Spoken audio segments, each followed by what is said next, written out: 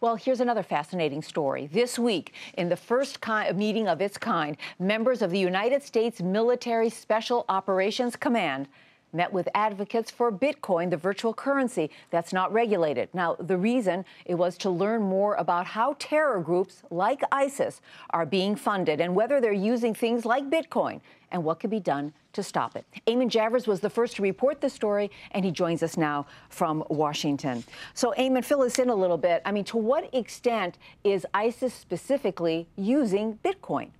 Well, what Special Operations Command told me about ISIS was this is a group that's by and large using the traditional finance measures like, cash in a suitcase, illicitly selling oil on the black market. But they said that ISIS is active on what's called the dark web. That's the part of the internet where people can exchange things, participate in black markets. And so they are concerned about groups like ISIS around the world having access to cryptocurrencies that exchange over the internet, exchanging value, laundering proceeds from illicit activities, and potentially raising money for terrorist activities. That's why Special Operations Command said they were eager to meet with advocates for Bitcoin so they could understand a little bit more about it.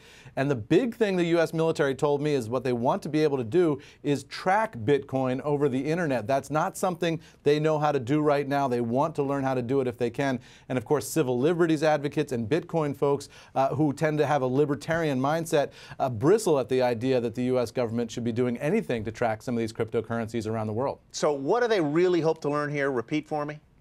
What they really want to do is figure out how to track Bitcoin. That seems to be the main goal. They also want to understand how it works, how many of these so-called cryptocurrencies there are. Bitcoin is just the most well-known of a large group of cryptocurrencies. This whole area of internet finance is something that the military does not know well, they say. They felt like they had an information gap, and they wanted to bring in some of the world's best experts, and that's what they did on Monday down in Tampa, right near MacDill Air Force Base.